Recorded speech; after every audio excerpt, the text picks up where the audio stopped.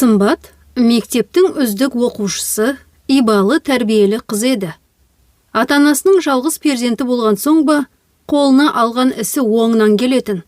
Сабағы тастай, бейнелеу өнері үйірмесіне де тұрақты барады. Тек анасы Анар апайға көрші үйдің еркінімен аралас-құралас жүргені ұнамайтын. Жігіттің өзі салақтау, марғау мінезді, бар іске мойын бұра қоймайтын. Апырай, бұлардікі қалай болған? Деп күрсінетін Анар апай. Жалғыз ұлдарын сонша еркелетіп, жатып шерғіп алды ғой. Ал сен болсаң сонымен аулада да отырасың, киноға да барасың, би кешіне де. Сымбат, ақылыңды жина. Ол саған жұп болар жігіт емес. Қойыңшы, мама, деді Сымбат, айна алдында бұйра шашын реттеп жатып, жымиып. Ол жай ғана жігіт. Қазір жігіттердің көбі сондай. Не кінәсі бар? Әскерін өтеп келсін, жұмысын істейді. Ер азаматтан одан артық не сұрайсыз? Анар апай орындыққа сылқ етіп отыра кетті. Не? Сен әлде соған тұрмысқа шығам дейсің бе? Сен не деген ақмақ едің, қызым? Даусы зілдене көтерілді. Өзіңе қараш, сұлулығыңды айтсаңшы. Шашың бұйра, жанарың қой қарақат, қасың қиғаш, мүсінің мінсіз. Иә, өзімде көріп тұрмын ғой, соқыр емеспін, деп күлді Сымбат.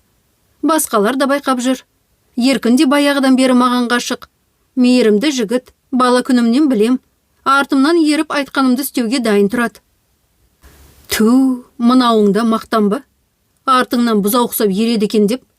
Бұны менің қызым айтып отырма. Сен үздіксің. Ал оның бағасы әрең 3-ке ілігеді. Өзі нағыз жалқау. Анасы да үнемі шағымданады. Тапқаның осы ма? Өтінем, әлі де ойланшы. Сенің қабілетіңе оқу жарасады. Тұрмыс қамын ерте ойлама. Әлі өзіңе лайық, білімді де бастамашыл жігерлі азамат жолығады.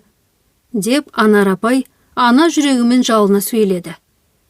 Алайда Сымбат анасының сөзін құлағына ділмеді. Алғашқы махаббат қыз жүрегін түгел баурап алған еді. Ал еркінге деген үстемдігі оның бойындағы өзіне деген ерекше сенім мен паңдық сезімін оятқан. Ол жігіттің әскерден оралуын тағатсыздана күтті. Еркін оралғанда тіпті түрі өзгеріп кетіпті.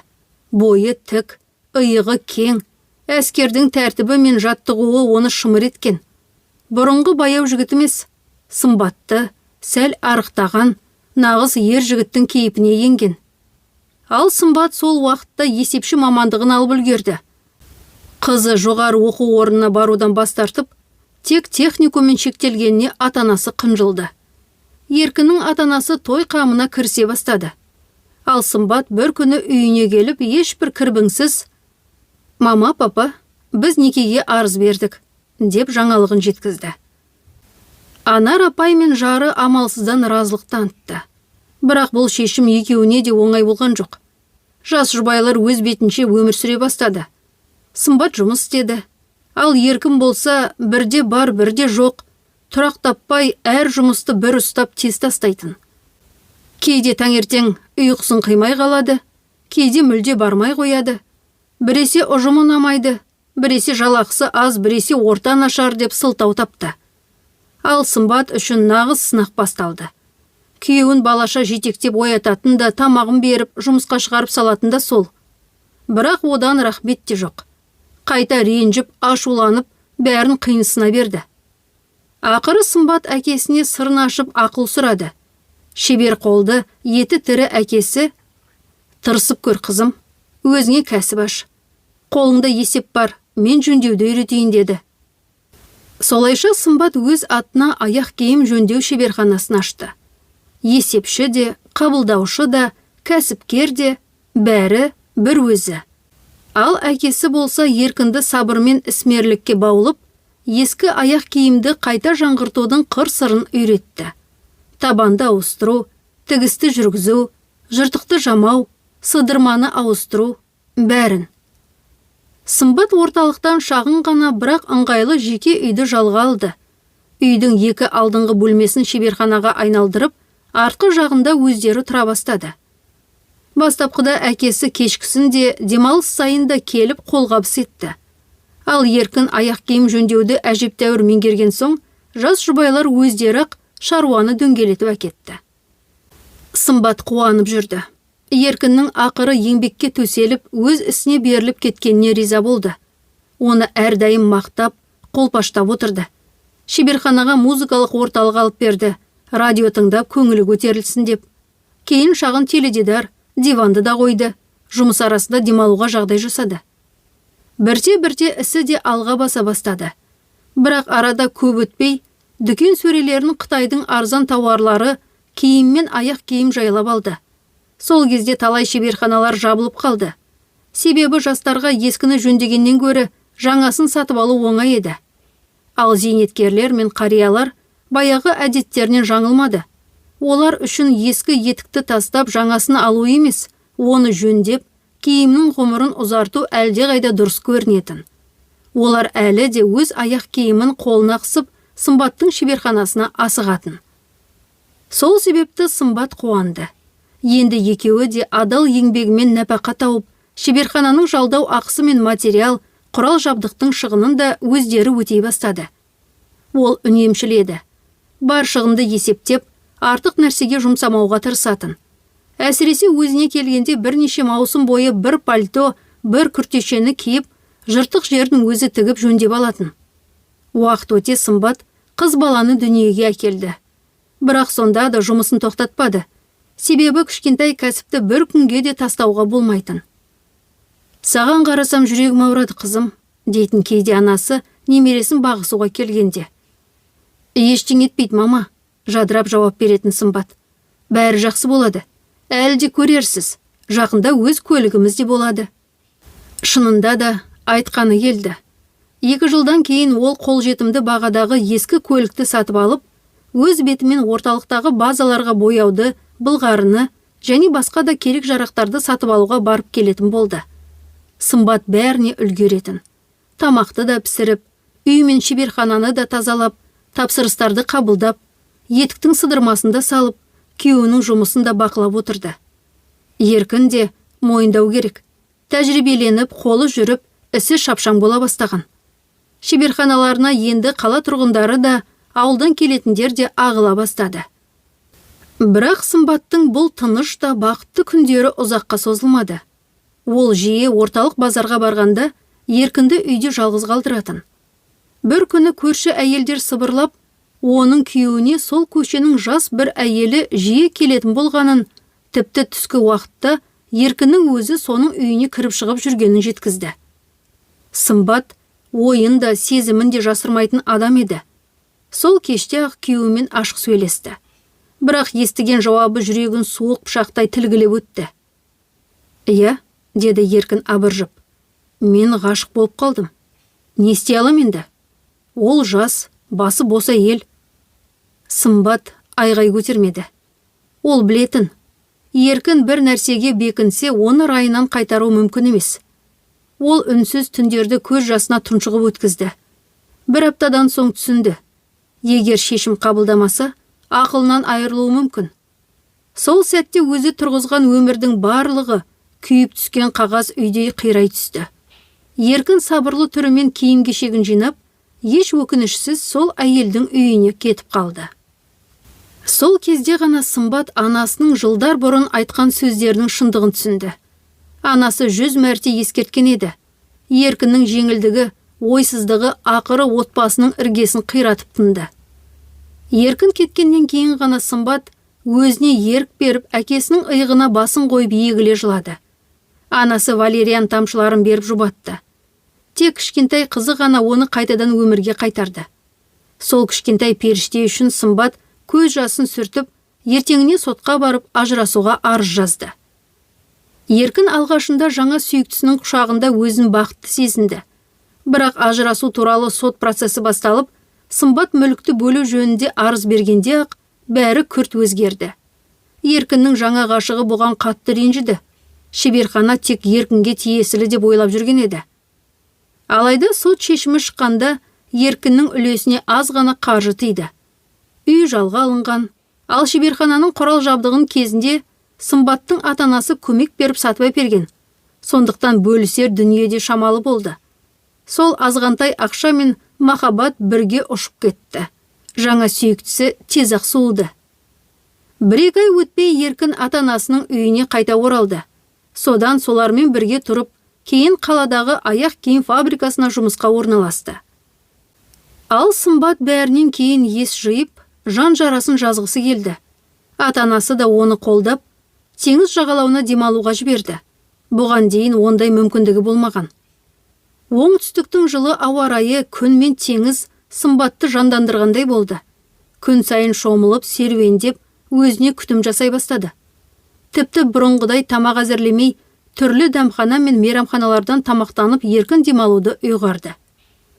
«Мама, мен аздап толып барам ғой», деп күліп хабарласты ол үйіне. «Қызым қалай? Әкемші?» «Бәріміз аманбыз айналайын», деді анасы. «Толсаң да жарайды. Соңғы кезде жүдеп кеткен едің. Үйге асықпа, демал, бізге уайымдама». Сымбаттың көзі бір шағын дәмханаға түсті. Бағасы қымбат емес, бірақ тағамдары дәмді, көздің жауын алатындай әдемі безендірілген, ең бастысы дәмі үйдің асындай. Осы ойымен ол сол жердің иесі тартымды жас жігіт Мадиярмен бөлісті. Ол бірнеше рет Сымбатты өзі күтіп, өзгелерге тапсырмайтын, себебі ондай сұлуды тек өзі қарсы алу керек деп ойлаушы. Мадияр жоғары санатты аспаз. 3 жыл бұрын оңтүстікке өз дәмханасын ашу мақсатында келген. «Мейрамхана ашу ойымда бар», деді ол әңгіме арасында. «Әзірге мына дәмхана соның алғашқы баспалдағы. Бір танысым белгілі мейрамханашы, соның шақыруымен келіп тәуекел еткенмін. Еш өкінбеймін». «Өкінбейсіз де», деді Сымбат күлімдеп. «Дәмханаңыз тамаша. Мен де тамақ әзірлеуді жақсы көрем, әсіресе бәліш пен тоқаш пісіргенді». «Мәссаған, осындай сұлу, оның үстіне аспаз болса», таңырқай күлді Мадияр. Ол Сымбатты ас үймен таныстырып, дәмханасының ішін түгел көрсетті. Сосын шын ниетпен өтінді. «Енді тек маған келіп тамақтан, қонақ ретінде. Ақша алмайым. Бастысы көңілің тоқ болсын», деді жылы жүзбен. «Жоқ, егер сіз әр сүйкімді бикешті тегін тамақтандыра берсеңіз, онда бизнесіңізді ұмыта беріңіз». «Онда мен сенің бәлішіңнен дәм татқым келеді», деді Мадияр көзін жылтыратып. «Кәне, сынақ ретінде кішкентай партия пісіріп көрейік. Ал кездесуді шампанмен атап өтеміз. Келісесің бе?» «Жоқ, Мадияр, шай ғана», күліп жауап қатты Сымбат. «Менің бәлішіме шай жарасады. Ал шарап көңілсіздікке апарады». Қалайша оңтүстік қаланың дәмханасында бәліш пісіріп беруге бірден келісіп қалғанын Сымбаттың өзі де түсінбей қалды. Бірақ нәтижесі бәрін таңғалдырды. Мадиярдың ұжымы Сымбаттың қолынан шыққан тәттілерге тамсанды. Бірнеше бәлішті Мадияр бірден залға сөреге қойып еді, келушілер лезде талап әкетті. «Сенің туындыларың нағыз хит болды, Сымбат», деді Мадияр риза болып. «Мен саған қарыздармын. Рахмет саған, енді сені жұмысқа алу мен үшін абырой. Не қаласаң соны сұра», деп оның қолын сүйіп, қасында тұрған даяшыға шампан әкелуді бұйырды. Содан бастап Сымбат әр таңын қамыр елеп бәліш пісіруден бастайтын. Ал түске қарай теңізге асығып, күнге қыздарынып суға түсетін. Көздің жылы күні бойына мейірім құйғандай, теңіз суы салқын бірақ сергітетін. Сымбат өзін басқа әлемде жүргендей сезінді. Бәрі бейтаныс, бірақ жүрекке сондай жылы.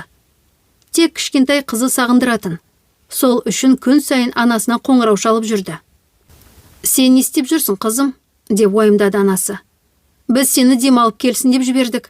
Ал сен дәмханада жұмыс істеп жүргенің қалай?» «Уайымдамаңыз, мама, бәрі жақсы». Күліп, Сымбат қызын сөйлетуді өтінді. Телефонның ар жағынан қызының кішкентай дауысы өлең айтып күлгенде Сымбаттың жүрегі езіліп сала беретін. Кетер уақыты жақындағанда Сымбат Мадиярдың оған шын ғашық болып қалғанын анық білді. Ол өзі де оған немқұрайлы қарай алмады. «Өтінем, қайтып келші», деді қоштасарда Мадияр, оның қолын ұстап тұрып. «Қызыңмен бірге кел, үйде бәріңе орын табылады. Пәтерім кең, бөлек бөлме бар. Сымбат, ойланшы».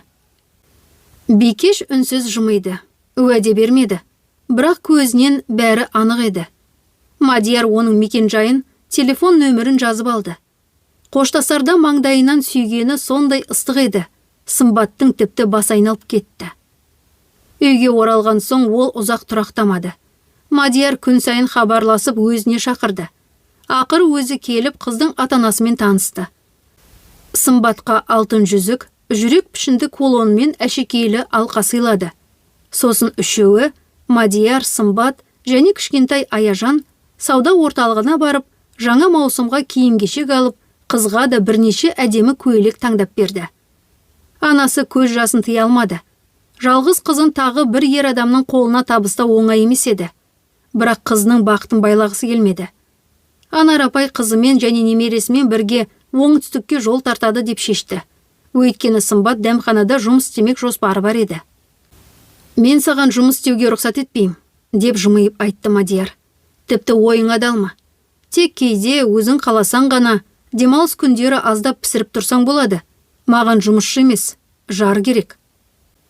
Бірақ Сымбат бәрібір бос отырмай күнәра бәліш пісіріп жүрді. Өйткені жанында анасы Анар апай бар еді. Ол кішкентай Аяжанды бағып, үй шаруасына көмектесіп жүрді. 2 айдан кейін анасы қызы мен күйеу баласының бір-бірімен тату, жылы өмір сүріп жатқанын көріп, көңілі жайланды. Сол кезде Анар апай үйіне қайтты. Кетер алдында, тек жиі хабарласып тұр қызым, деп ескертіп жүрегі елжіреп қоштасты. Аяжанды жақын жердегі балабақшаға орналастырды. Мадияр кішкентай қызды бірден жақсы көріп кетті. Ойыншық, көйлек, аяқ киім, не қаласа соның бәрін алып беретін. Мама, бізде бәрі жақсы, деп хабарласты бір күні Сымбат телефонмен. Біз Мадияр екеуміз қарапайым ғана неке қидық. Ешқандай да шулы той болған жоқ. Дәмханада өз арамызда отырып, күнімізді атап өттік. Қызым, өзің қалайсың енді? Деп сұрады анасы телефонның ар жағынан. Таңдауыңа көңілің тола ма? Әрине, мама. Сымбат терең тыныстады. Бұрынғы өміріммен салыстырғанда көк пен жердей айырмашылық. Құдайға мың шүкір. Бәрі осылай жалғаса берсе екен деп тілеймін. Мен бұлай бақытты болам деп ойламаппын. Бұрын тек мен бәріне үлгеруге тырыссам, енді біреу мен үшін де уайымдайды. Мені де аялауға тырысады. Аяжанды да қатты еркелетіп жіберді. Тек сенің сөзіңді неге ертерек тыңдамадым деп өкінем. Анасы оны сөкпеді. Қайта тек бірақ тілек айтты.